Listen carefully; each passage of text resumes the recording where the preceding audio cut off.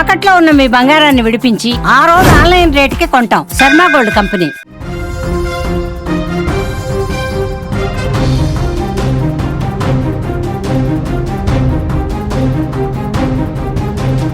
ఆ ఇల్లంతా బంధుమిత్రుల రాకతో కోలాహలంగా ఉంది. కొత్త ఇంట్లోకి అడుగు పెడుతున్న శుభవేళ పలకరింపులు, నవ్వులు, సందడితో ఆ ప్రాంతమంతా పండగ వాతావరణం నెలకొంది. ఆడపడుచులు ముస్తాబై ఆ జ్ఞాపకాలను కెమెరాలో ఫోటోలు దిగాలని ఉవ్విళ్ళూరుతున్నారు. కానీ విధి ఆడుతున్న వింత నాటకం ఎవరికీ తెలియదు.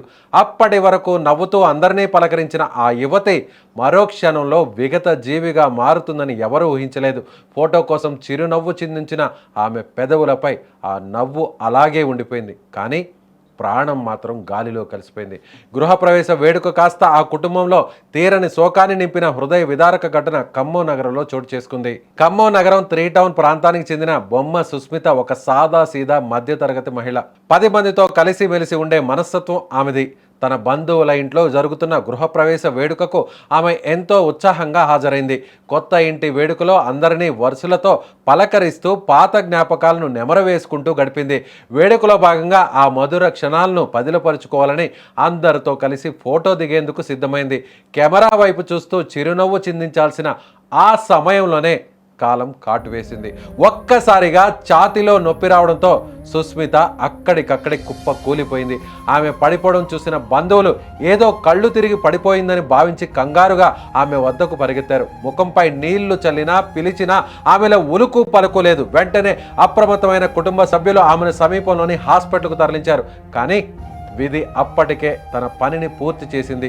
సుస్మితను పరీక్షించిన వైద్యులు ఆమె అప్పటికే మృతి చెందిందని, తీవ్రమైన గుండెపోటుతో ప్రాణాలు కోల్పోయిందని ధృవీకరించారు. ఈ వార్త విన్న బంధువులు ఒక్కసారిగా షాక్కు గురయ్యారు.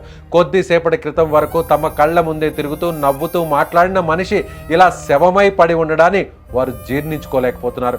సుస్మిత గతంలో ప్రైవేట్ టీచర్గా పనిచేసేది. వృత్తి పట్ల ఎంతో నిబద్ధతతో ఉండే ఆమె కొంతకాలంగా అనారోగ్య సమస్యల వల్ల ఆ వృత్తికి దూరమై ఇంట్లోనే ఉంటుంది. ఆమె భర్త కూడా ప్రైవేట్ టీచర్గా పనిచేస్తూ కుటుంబాన్ని పోషిస్తున్నాడు. వీరికి ఒక చిన్న బాబు కూడా ఉన్నాడు. అమ్మా అమ్మా అంటూ తిరిగే ఆ చిన్నారికి తన తల్లి తిరిగి రాదని, మళ్ళీ తిరిగి రాని లోకాలకు వెళ్ళిపోయిందని తెలియని పరిస్థితి. సుస్మిత మరణంతో ఆ చిన్నారి భవిష్యత్తు అంధకారమైందని బంధువులు ఇప్పుడు కన్నీరు మున్నీరు అవుతున్నారు. ఈ రోజుల్లో వయసుతో సంబంధం లేకుండా గుండెపోటు మరణాలు సంభవిస్తుండడం అందరినీ ఆందోళనకు గురిచేస్తుంది.